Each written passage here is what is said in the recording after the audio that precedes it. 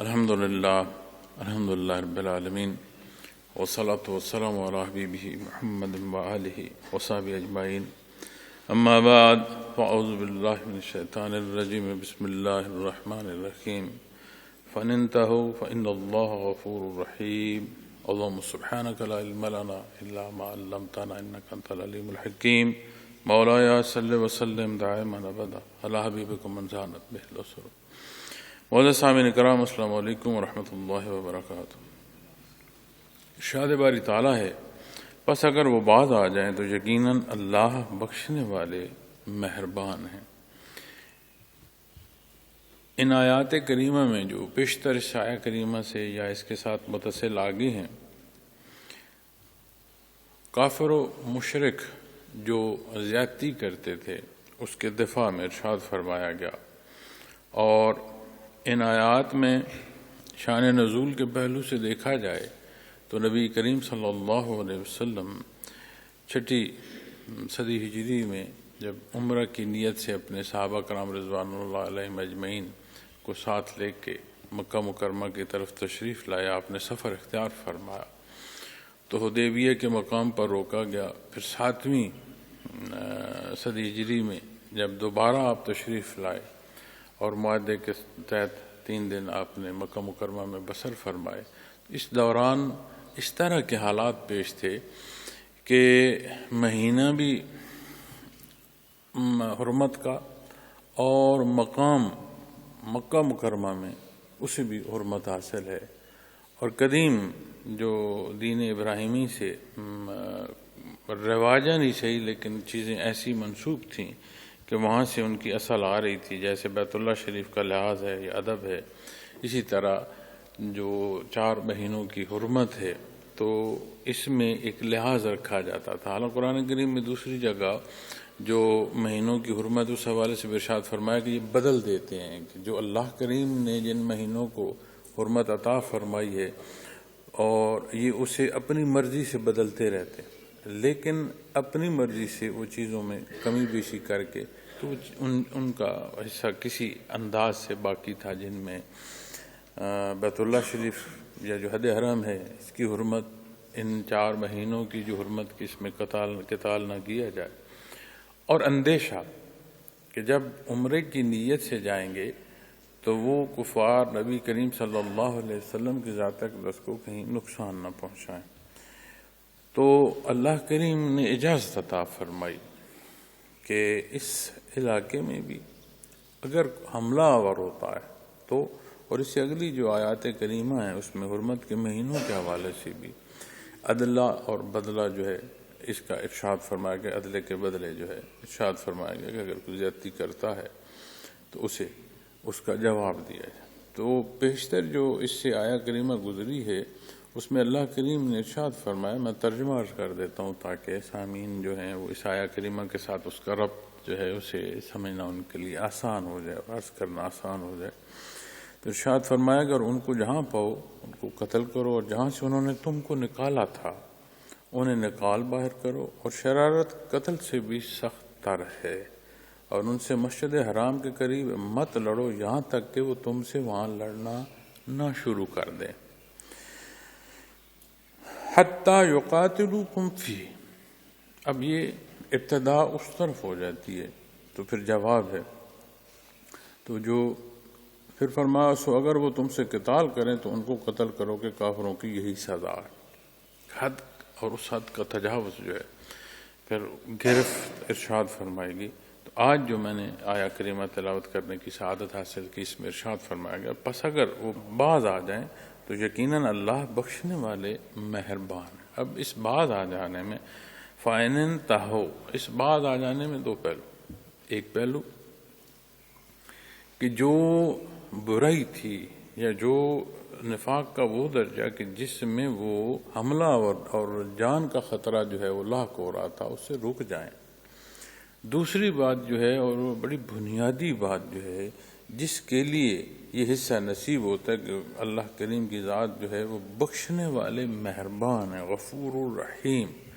اب یہ جو اللہ کریم کا کرم اور اس کا احسان ہے اس کے لیے ضروری ہے کہ ایمان نصیب. اب جہاں جو زیادتی کر رہا تھا، جب تک اس نے زیادتی کی اسے روکنے کا حکم تھا، وہ زیادتی سے بھی رکا اور پھر اسے صاحب ایمان ہونا نصیب ہوا، تو بجائے اس کے کہ وہ کہاں کیا کرتا رہا تھا، حرمت والے مہینوں میں اس نے احترام نہیں کیا، حد حرم کا احترام نہیں کیا، بیت اللہ شریف کا لحاظ نہیں کیا، اس کے باوجود جب وہ رک گیا اور وہ پلٹ آیا اور وہ توبہ کر لے سچے دل سے، تو اللہ کریم غفور الرحیم۔ تو یہاں میں اپنے سامعین سے یہ عرض کرنا چاہتا ہوں کہ ہمیشہ ہم اپنی زندگی میں چیزوں کو مقابل دیکھتے ہیں۔ عمومی زندگی کے معاملات میں بھی بہت سارے حصے ایسے ہوتے ہیں جو مترادف ہوتی ہیں یا ایک رخ کے ہوتے ہیں اور ہم انہیں مقابل دیکھ رہے ہوتے ہیں۔ مثلا کسی والد کو دیکھنا ہے اور اس کی اولاد کو جو دیکھنا ہے، تو اس والد کے برابر ہم ترازو میں رکھ کر اسے دیکھ رہے ہوں، والد کے تحت نہیں دیکھ رہے ہوں، تو پھر ہمیں بے شمار نقائص جو ہیں وہ سامنے آ رہے ہوتے ہیں۔ اسی طرح جو ہمارا لوگوں کے ساتھ معاملات ہوتے ہیں، لوگوں کے ساتھ جو ہمارا رویہ ہوتا ہے، اس کا انحصار ہماری اس سوچ پر جو ابھی ہوا نہیں کہ جی مجھ سے اس نے کہاں بھلائی کرنی ہے، تو ہم اس پہلو کو اختیار اور سمجھ رکھتے ہوئے اپنے معاملات اختیار کرتے ہیں جو ابھی صادر نہیں ہوا، جو سامنے نہیں آیا۔ کیوں؟ اس لیے کہ جو بے عملی ہے یہ فکر تک کو اس درجے کی گراوٹ میں پہنچا دیتی ہے کہ بندہ مثبت سوچتا نہیں، اس کی سوچ منفی ہو جاتی ہے، اس لیے کہ وہ خود مثبت ہوتا نہیں، اس کا عمل مثبت ہوتا نہیں، تو وہ پھر یہ تصور کرتا ہے کہ شاید جو مقابل ہے یا جو گرد و پیش ہے وہ سارے بھی یہی سوچ رکھتے ہیں اور ان کا عمل یہی ہوگا۔ اور جو مثبت پہلو ہے وہ ایسا ٹھہراؤ عطا فرما دیتا ہے کہ بندہ توقع بھی مثبت کر رہا ہوتا ہے تاکہ سامنے سے کوئی غلطی نہ آئے تو اس کا وہ تدارک کرتا۔ تو معاشرے میں زندگی کی خوبصورتی ہو نہیں سکتی جب تک توقعات مثبت نہ ہوں۔ تو توقعات مثبت کیسے ہوں گی؟ ہمارے اعمال سے ہوں گی۔ اور وہ ایسا غفور الرحیم ہے کہ جس نے حد حرم میں بھی ظلم ڈھائے وہ رک جائے، پلٹ آئے، اس کے حضور سرنگوں ہو، معافی کا طالب ہو، اسے ایمان نصیب ہو، وہ ایسا غفور الرحیم ہے۔ فرمایا اللہ بخشنے والے اور مہربان ہے، رحم کرنے والے، رحیم۔ وہ صفت ہے جو جس کا اطلاق ہمیشگی کی طرف جاتا ہے، اس کی غفور الرحیم ہے، وہ ذات اسے معاف فرمانا محبوب ہے اور اس کی شان ہے۔ اب جو غلطی اور گناہ ہے یہ اس درجے کا اندھا پن کر دیتا ہے کہ مخلوق خالق کے مقابل کھڑی ہوتی ہے، اور کس درجے کی بدبختی ہے کہ صاحب ایمان ہونا نصیب ہو۔ قرآن کریم کا اقرار کہ یہ کلام ذاتی ہے، ارشادات محمد الرسول اللہ صلی اللہ علیہ وسلم کا اقرار، سنت و احادیث کا ماننا، چونکہ فقہ تو اسی کے تحت ہے ساری، ہمارے لیے سہل اور آسان فرمایا گیا ہے کہ ایک تحقیق جو ہے وہ تحریراً ہمیں دی گئی ہے، ورنہ فرمان تو بنیادی طور پر قرآن کریم کا ہے سارا۔ اور امتی کا درجہ، اگر آپ غور فرمائیں کہ کس درجے کا اقرار ہے، اگر اس اقرار میں صدق ہو تو کیا ہمارے معاشرے کا یہ حال ہو جو ہے؟ آپ بازار جائیں، جہاں آپ کو خریداری میں دھوکے کا خطرہ ہے وہاں آپ کو اپنی جان کا خطرہ لاحق ہے۔ کمال ہے بھائی، اپنے ملک اپنے بازار جا رہے ہیں، کوئی اعتبار نہیں کیا ہوگا۔ آپ سہولت کار جو دفاتر ہیں، چونکہ یہ جتنے سرکاری دفاتر ہوتے ہیں یہ عوام کی سہولت کے لیے ہوتے ہیں، عوام کو تنگی کے لیے نہیں ہوتے، تو جس سہولت کار کے پاس آپ جائیں وہاں خدشہ ہو کہ کسی نئی مصیبت میں نہ پھنس جاؤں۔ کیوں؟ یہ نتائج ہیں ہمارے اعمال، اور وہ ایسا غفور الرحیم ہے، وہ فرما رہا ہے کہ اس حرمت کا جو لحاظ نہیں کر رہا پلٹ آئے، چھوڑ دے، اپنی حدود میں آ جائے، وہ معاف فرما دے۔ تو ہم جب چیزوں کو یا معاملات کو دیکھتے ہیں تو ہم معاشرے میں جہاں اپنی سوچ اور اپنا کردار اور اپنی حیثیت کو دیکھ کر وہاں پر ہوتے ہیں، اللہ معاف فرمائے، ہم بندگی کے رشتوں میں بھی اس سوچ کا اطلاق کر رہے ہوتے ہیں کہ میرا تو یہ عمل خراب ہوگا، اب مجھے سزا ملے گی، میں نے اتنے نوافل ادا کیے، اب تو مجھے جنت الفردوس میں فلاں مقام جو ہے وہ نصیب ہو، مقابل کر رہے ہوتے ہیں باتوں۔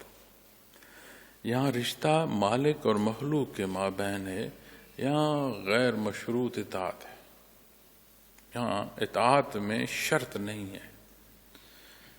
اطاعت میں شرط ہوگی تو پھر بات بندگی کی نہ رہے گی، چونکہ بندگی غیر مشروط اطاعت کا نام ہے، اور وہ غفور الرحیم ہے، وہ معاف فرماتا ہے، اس کی شان ہے، اسے مخلوق بڑی عزیز ہے۔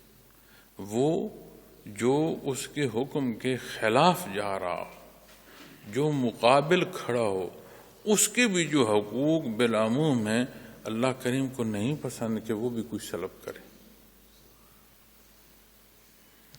فَإِنِ انتَهَوْا فَإِنَّ اللَّهَ غَفُورٌ رَحِيمٌ، تو یقیناً اللہ بخشنے والے مہربان ہیں۔ تو معزز سامعین کرام، جسے رشتہ ہی ایمان کا نصیب ہو، جس نے آنکھ کھولی ہی ایک آذان کی، جو ایک سماعت کی ابتدائی جسے آذان سے آ رہی ہو، اور جسے لوریوں میں قرآن و حدیث اور وہ واقعات جو سیرت پاک کے ہیں وہ نصیب ہو رہے ہوں، اس کی زندگی کیسی ہونی چاہیے، اس کا رشتہ کیسا ہونا چاہیے، پھر اس رشتے کے حامل جو افراد ہیں ان کا معاشرہ کیسا ہونا چاہیے، وہ ملک کیسا ہونا چاہیے، وہاں رویے کیسے ہونے چاہیے، کتنا ادب ہونا چاہیے، کتنی شفقت اور کتنا لحاظ ہونا چاہیے۔ غور فرمائیں، ہر سوال کے سامنے ہمارا ذاتی کردار آئے گا، جتنے بھی ہم دوسروں پر گلے کرتے رہیں، لیکن جب آئینہ ہے، یہ جو گرد و پیش ہے یہ آئینہ ہے، تو جب ہم آئینے کے سامنے کھڑے ہوتے ہیں تو کیا ہوتا ہے، اپنا چہرہ دکھاتا ہے۔ اسی طرح جب اس تحقیق کو جامع انداز سے دیکھیں گے تو اس کی جامعیت اپنی ذات کا جو ہے نا پرتو وہ دکھائے گی۔ پھر اس سے قطع نظر کہ میرے عمل سے کیا ہوتا ہے، کیا میں اگر اپنے راستے سے ایک پتھر اٹھا رہا ہوں تو اس کا احسان ہے میرا مخلوق پر، پہلے وہاں سے گزرنے والے اس ٹھوکر سے محفوظ رہیں۔ بندے مومن کو تو اللہ کی رضا درکار ہے، اس کا راضی ہونا مقصود ہے، اتباع محمد رسول اللہ صلی اللہ علیہ وسلم نصیب ہونا یہ مقصد حیات ہے۔ تو جو میں وہ کنکر یا پتھر یا کانٹا اٹھاؤں تو اس سے بڑی بات کیا ہو سکتی ہے کہ میں اپنے اللہ کے حکم کی تعمیل کر رہا ہوں، مخلوق کیا کہتی ہے، کیا سمجھتی ہے، اس سے مجھے کیا غرض ہونی چاہیے۔ تو وہ تعلق جو اپنے اللہ سے ہے اس کی ضرورت ہے کہ ہم پاک اور صاف ہوں، اپنا عمل اس کی ذات کی طرف منسوب کریں، مقصود ذات باری تعالی ہو تو دنیا کی زندگی ہے، تو اس نے انہیں بھی دنیا عطا فرما رکھی ہے جو آخرت کے منکر ہے، اتنی عطا فرما رکھی ہے کہ ان کا گمان بھی نہ ہو کہ جتنی انہیں اس نے عطا فرما رکھی۔ لیکن جب اسے کلی پہلوؤں میں دیکھو گے تو پھر سمجھ آتی ہے کہ کیا خوبصورت فرمان ہے کہ دنیا کی حیثیت اگر ایک مچھر کے پر کے برابر بھی ہوتی عند اللہ تو پھر بے ایمان کو چلو بر پانی نصیب نہ ہوتا۔ کہاں کل دنیا، اس کی حیثیتیں، یہ مال و دولت، یہ طاقت، اور کل دنیا ایک مچھر کے پر کے برابر بھی حیثیت اگر عند اللہ رکھتی، ایک چلو پانی کا جو ہے وہ بھی نصیب نہ ہوتا۔ تو پھر ہم اس ساری دنیا کو دیکھتے ہوئے اپنے اللہ کی رضا کو نہ دیکھیں، ہم آج جسے دیکھ رہے ہیں جو اختیار میں نہیں ہے، جو نہیں رہے گا، کون ہے ان لمحات کو روک لے؟ کون ہے جو اپنی حیات کے اس حصے کو روک لے کہ جی یہی سدا قائم رہے گا؟ کوئی نہیں روک سکتا۔ فانی جہان ہے، فانی ساعتیں ہیں، گزر رہی ہیں، گزر جائیں گی، لیکن پھر نتائج سامنے آئیں گے۔ تو ہم کیا کر رہے ہیں؟ ہم کس روش کو اختیار کیے ہوا ہے؟ اور وہ غفور الرحیم فرما رہا ہے، وہ جو حرمت کا لحاظ بیت اللہ کا نہیں کر رہے، پلٹ آئیں، وہ معاف فرما دیتا ہے۔ تو اس پلٹنے کا بھی ایک وقت ہے، جب یہ فرصت ختم ہو جائے گی تو پھر پلٹنا نہیں ہوگا، چونکہ قرآن کریم وہ واقعات بھی، حالات بھی بیان فرماتا ہے جب فرشتے روح قبض کرتی ہیں، اور وہ حالات بھی بیان فرماتا ہے جو روز محشر پیش آئیں گے۔ قرآن کریم کی جو تلاوت ہے اسے اپنے معمول میں لائیں، اس کا ترجمہ دیکھیں، اسے سمجھنے کی کوشش کریں۔ لیکن ایک بات ضمناً ساتھ اور ذیلی طور پر عرض کر دوں کہ آیا کریمہ میں جو فرمایا گیا ہے اس کا سیاق و سباق، اس کے اصول، اس کا اطلاق، اس کے لیے ایک درجے کا دینی علم درکار ہوتا ہے۔ یہ نہیں کہ آپ ایک آیا کریمہ کو اٹھائیں اور اس پر عمل کرتے ہوئے معاشرے میں سمجھیں کہ جو میں نے سمجھ لیا ہے وہ درست ہے۔ اس سمجھنے کے لیے اجماع امت نے جو سمجھا، جو نبی کریم صلی اللہ علیہ وسلم نے جو سمجھا، آپ نے جو مخلوق کو سمجھایا، آپ نے جو اختیار فرمایا، جو اجماع ہم تک پہنچا رہا ہے، اس درجے کا علم ضروری ہے، یہ جاننا ضروری ہے۔ لیکن بالعموم اتنے پہلو آشکار ہوتے ہیں ہم جیسے کمزور اور کم علم لوگوں کے لیے بھی، کہ آپ کلام سے پہلے قرآن کریم کا فرمان اپنے کانوں میں اس کی گونج سن رہے ہوں گے، لیکن وہ بندگی کا رشتہ تو قائم، طالب تو فرمایا پس اگر وہ باز آ جائے تو یقیناً اللہ بخشنے والے مہربان ہیں۔ وَقَاتِلُوهُمْ حَتَّى لَا تَكُونَ فِتْنَةٌ وَيَكُونَ الدِّينُ لِلَّهِ، فرمایا اور ان سے اس حد تک لڑو کہ فتنہ کفر ختم ہو جائے اور دین صرف اللہ کے لیے ہو۔ دنیا میں مختلف اقوام بستی ہیں اور مختلف مذاہب ہیں۔ اللہ کریم نے جو بالعموم حق عطا فرمایا ہر کسی کو، جہاں اس نے زندگی عطا فرمائی ہے وہاں اس نے مذہب کا اختیار کرنا جو ہے اس میں بھی پابندی نہیں فرمائی۔ متعدد جگہ قرآن کریم میں ارشاد فرمایا گیا کہ اگر اللہ چاہتے تو سارے ایک ہی جماعت ہوتے، یعنی کوئی اختلاف نہ کر سکتا۔ اور جہاں کفار بے شمار دین اسلام پر اعتراضات اٹھاتے ہیں، انبیاء علیہ الصلوۃ والسلام کو تکلیف پہنچانے کی اپنی کوشش میں لگے رہتے تھے، وہاں وہ یہ بات بھی کہتے تھے، اور یہ قرآن کریم نے ارشاد فرمایا ہے کہ نص قرآن سے یہ ثابت ہے، وہ یہ بھی کہتے تھے کہ جس اللہ کی قدرت کی تم بات کرتے ہو اگر وہ چاہتا تو ہم انکار کیسے کرتے، ہم سارے ایک ہی جماعت ہیں۔ اللہ کریم نے دنیا میں یہ اختیار بندے کو عطا فرمایا ہے، جو انفرادیت اسے عطا فرمائی ہے، اور جنوں انس کو جو مکلف کا حصہ عطا فرمایا وہ یہی ہے کہ استعداد دی ہے سمجھنے کی بھی اور اختیار کرنے کی، اور اسے رہنمائی عطا فرمائی ہے کلام ذاتی سے بھی اور اپنی مقرب ہستیوں سے بھی، عملی طور پر اسے نمونہ بھی جو ہے روبرو عطا فرما دیا۔ قیامت کے دن کو یہ نہیں کہہ سکے گا کہ میری استعداد نہیں تھی یا مجھے موقع جو ہے وہ میسر نہیں آیا، مجھے رہنمائی نہیں ملتی، کوئی یہ نہیں کہہ سکے گا، کسی کے پاس جواز نہیں ہوگا۔ فرشتے جب روح قبض کرتے ہیں تب سے اقرار شروع ہو جاتا ہے کہ ہم غلط تھے، ہم نے غلطی کی، اور جہاں روز معاشر میں اقرار ہے وہاں جو جھوٹ بولنے کی کوشش کر رہا ہوگا اسے بھی ساری حقیقت جو ہے آشکار کر دی جائے گی۔ قرآن کریم یہ بھی فرماتا ہے کہ اپنا حساب کتاب، اپنی کتاب دیکھ لو اور خود کر لو، ہر شے سامنے ہے۔ تو گلے کے ہار کے طور قرآن کریم فرماتا ہے یہ چیزیں سامنے آئیں گی۔ تو فرمایا اور ان سے اس حد تک لڑو کہ فتنہ کفر ختم ہو جائے اور دین صرف اللہ کے لیے۔ اب اس سے جب ترجمہ کیا جائے گا تو اس سے یہ لے بالعموم کہ پھر جو کافر اس کی گردن اڑا دی جائے۔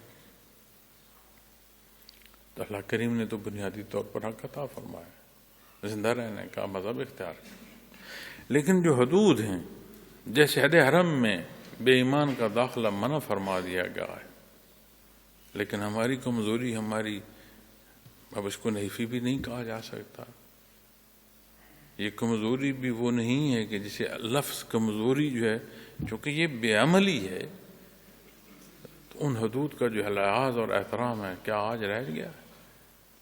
اسی طرح خطہ عرب میں جو نبی کریم صلی اللہ علیہ وسلم کے روبرو بس رہے ہیں، وہاں انہوں نے کیا اختیار کیا، کس عمل کو اختیار کیا، کس راہ کا اختیار کیا؟ تو اللہ جل شانہ نے ارشاد فرمایا ان سے اس حد تک لڑو کہ فتنہ۔ اب جب اسلام جہاد کی بات فرماتا ہے تو جہاد ایک ایسی جہد ہے، ایک ایسی کوشش ہے جو ظلم کے خلاف ہے، جو ظالم کو روکتی ہے۔ اب جب آپ نظام حیات کو اور اقوام عالم کو اور مطالعہ کریں گے دنیا کا، تو کافر و مسلم کا اشتراک رہا ہے، اور قرآن و حدیث کو دیکھیں تو قیامت تک رہے گا، بلکہ قرب قیامت کے حالات میں بدی پھیل جائے گی، اور قیامت کے قائم ہونے میں فرمان ہے حدیث شریف ہے کہ لا تقوم الساعة حتى لا يقال في الارض اللہ اللہ، یعنی صاحب ایمان نہیں ہوگا، کوئی اللہ کا نام لیوا نہیں ہوگا، قیامت قائم ہوگی۔ تو یہ تو قیامت تک چل رہا ہے۔ تو وہ جو حد ہے، ظلم جو کیا جا رہا ہے، جو تجاوز کیا جا رہا ہے، اس کا روکنا ہے۔ اب اس عمل کے لیے ضروری ہے کہ اس کا حکم ہو۔ حکم کون دے سکتا ہے؟ وہ مسلمان حاکم جو حکمیت کے ساتھ نفس تک کی قوت رکھتا ہو، ورنہ تو ہر کوئی اٹھ کھڑا ہو کہ میں نے یہ سمجھا، ہم 10 بندوں نے یہ سمجھا۔ تو اگر آپ غور فرمائیں تو اسی انداز سے کتنا انتشار پھیلتا ہے۔ آج ہمارے کتنے ہی پیارے تہ ہو رہے ہیں، آئے روز خبریں ہم نہیں دیکھتے، اور کتنے وہ لوگ ہیں جو کسی ادارے سے تعلق نہیں رکھتے لیکن فساد کی بھینٹ چڑھ رہے ہیں۔ کیوں؟ اس لیے کہ جو اللہ کریم کا فرمان ہے اس سے تجاوز کیا جا رہا ہے۔ عمارت کی مضبوطی کے لیے ضرورت ہے کہ اس کی تعمیر سے لے کر پھر اس کے تحفظ تک کا انتظامات کیے جائیں۔ میں 2 دن پہلے اپنی انتظامیہ سے عرض کر رہا تھا کہ بارشیں ہیں، آگے پھر گرمیوں کے ساتھ بارشوں کا موسم ہوگا، سارے دارفان کی چھتیں دیکھیں، ساری عمارتوں کی چھتیں دیکھیں، کہیں کوئی پودا، کوئی گھاس کا تنکا پھوٹا ہوگا، اسے صاف کریں، کہیں مرمت کی ضرورت ہوگی، کیوں؟ تعمیر جو ہوئی ہے، پھر کیا ضرورت؟ نہیں، حفاظت کی ضرورت ہے۔ تو جب تعمیر اور حفاظت، تو پھر کیا ہوگا؟ اس عمارت کی ایک مضبوطی کا سبب ہوگا، جو اپنے حصہ ہے، جو اپنا کردار ہے، وہ ادا کیا جا رہا ہوگا۔ تو جب آپ معمولات زندگی میں دیکھتے ہیں اور اس مخلوق کا تجاوز دیکھتے ہیں، تو پھر یہ جو بالعموم ایک انسانیت ہے، پھر اس میں تقریب نہیں ہوگی۔ انسانی معاشرے میں تقریب نہیں ہوگی۔ تو اگر کوئی ذاتی پسند و ناپسند کا نفاذ دینی حکم کے ضمن میں اطلاق کرے گا تو وہ اصولوں پر نہیں ہوگا، تو خواہشات ذاتی ہوگی۔ پھر تو اس کا حکم کون دے سکتا ہے؟ اس کا فرض ہونا، اس کے اصول کیا ہیں، کس کے خلاف اور کب تک ہے، اور پھر کہاں بات بزور شمشیر ہے اور کہاں ایک زبان کا لفظ جو ہے اس ضرورت کی مطابقت رکھتا ہے، چونکہ بندے مومن کا جہاد ختم نہیں ہوتا، اس کا جہاد ہمیشہ رہتا ہے، اس لیے کہ اپنے اندر ایک نفس ہے جو بے لغام گھوڑے کی طرح اسے چاہتا ہے کہ جدھر اس کا دل کرے ادھر جائے۔ شیطان ہے وہ لمحہ لمحہ اپنی سونڈ لیے کھڑا ہے کہ اس کے قلب میں وسوسہ کوئی نہ کوئی ڈالتا رہا۔ معاشرے کے حالات اثر انداز ہوتے ہیں اور بالعموم معاشرے کی روش پھر اس طرح کا اثر دیتی ہے جو روش ہے معاشرے کی۔ تو آج اگر دیکھیں بالعموم معاشرے کی روش کیا ہے، کتنی مثبت ہے، اس سے مخلوق کو کتنا فائدہ ہو رہا، آپ دیکھیں نا۔ تو جو ہم گلہ نہیں کر رہے ہوتے کہ جی یہ دیکھیں لوگ کیا کر رہے ہیں، یہ بازار میں بیٹھے لوگ ایسے ہیں، مساجد میں بیٹھے لوگ ایسے ہیں، مشائخ دیکھو جی ایسے ہیں، یہ لیڈران ایسے ہیں۔ کاش ہم سب کو یہ حقیقت آیا ہوں کہ میں کیسا ہوں، کیونکہ یہ باقی نچوڑ ہے، ابتدا تو ذات سے ہوتی۔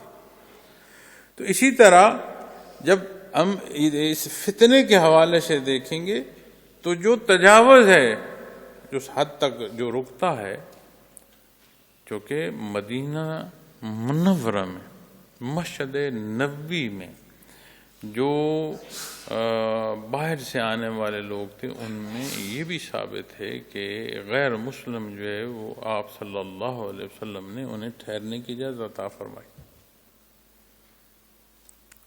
لیکن یہاں فرمایا اگر ان سے اس حد تک لڑو کہ فتنہ کفر ختم ہو جائے اور دین صرف اللہ کے لیے۔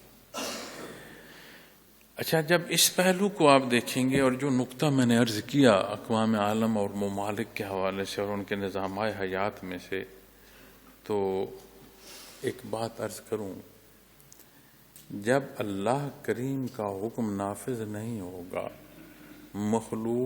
مخلوق کے لیے نظام بنائے گی تو اس میں انصاف نہیں ہوگا، اس میں ظلم ہوگا۔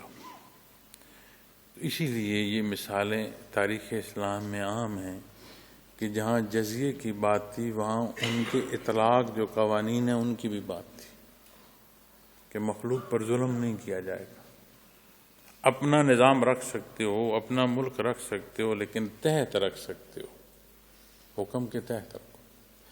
تو جہاں جہاں تک آپ جائیں گے، جس قانون کو اٹھائیں گے، آج جن قوانین کی مثال ہمیں دیکھ کر یہ بتایا جاتا ہے کہ وہ انہوں نے اپنی مرضی سے قوانین بنائے ہیں، ہم سے بہتر رہیں ان کے حالات، تو ہم اپنی بے عملی کو نہیں دیکھتے، اپنے قانون اور اپنا جو حکم ہے اس سے انحراف کو بھی نہیں دیکھتے، پھر ہم اپنی آنکھوں پر پٹی باندھتے ہیں، تو جہاں کی بات کر رہے ہیں وہاں کے مثبت پہلو تو اٹھاتے ہیں، جو اس مثبت کے ساتھ منفی حصے ہیں انہیں ہم دیکھنا ہی نہیں چاہتے۔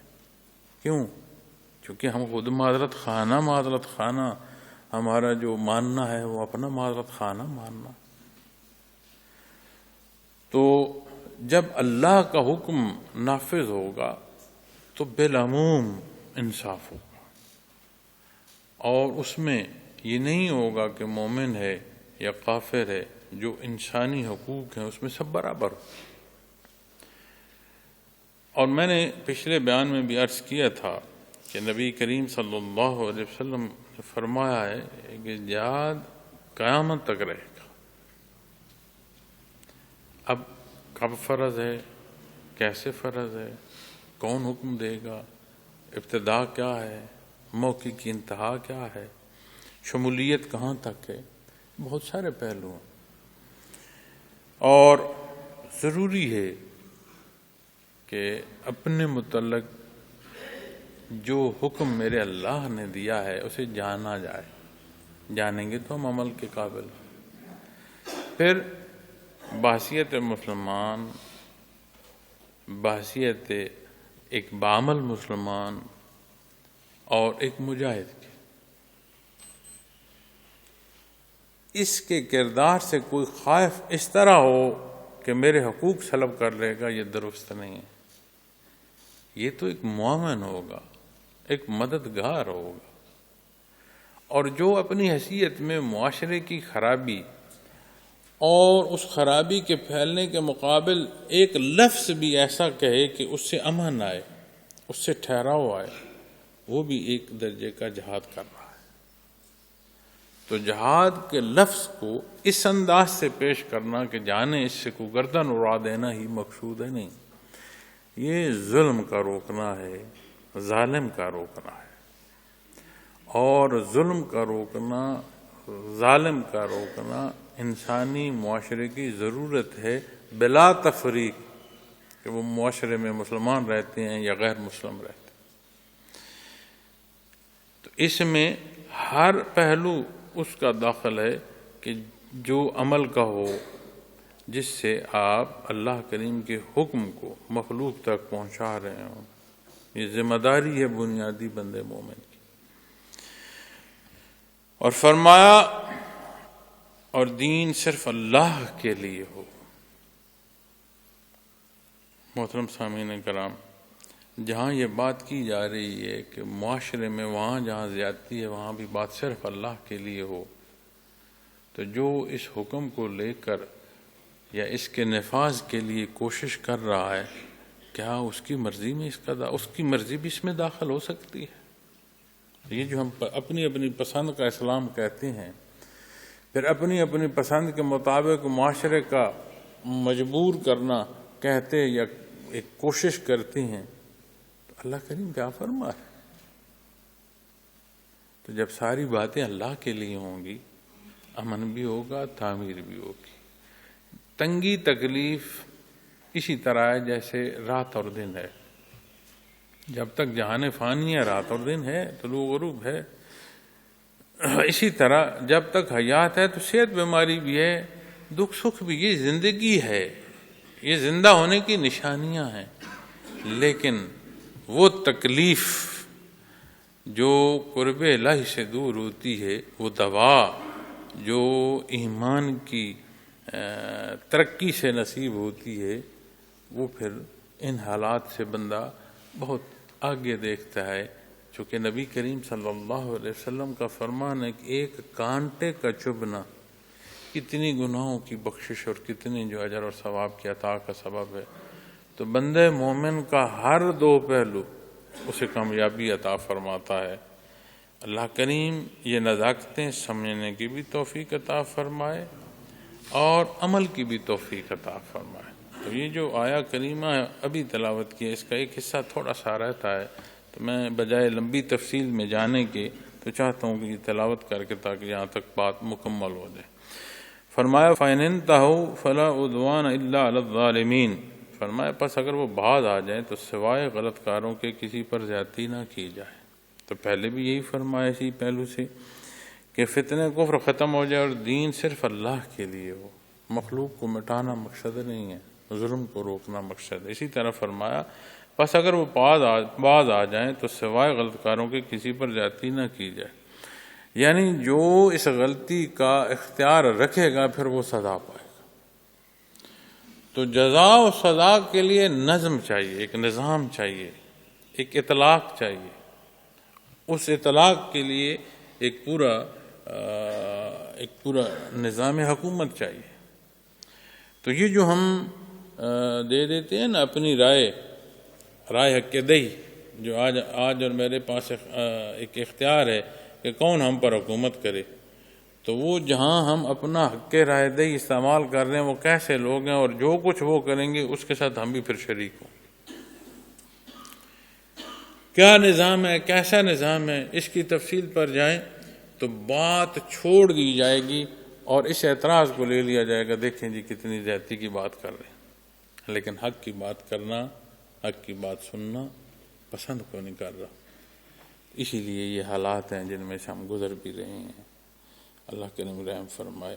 اور یہاں جو فرمایا گیا کہ اگر وہ باز آ جائے تو پھر رعایت ہے، اور غلطی جو ہے وہ اگر کوئی کرتا ہے تو پھر اتنی اس کی سزا ہے جتنی وہ غلطی کر رہا ہے۔ اللہ کریم دین اسلام کو سمجھنے اور عمل کی توفیق عطا فرمائے۔ وآخر دعوانا الحمدللہ رب العالمین۔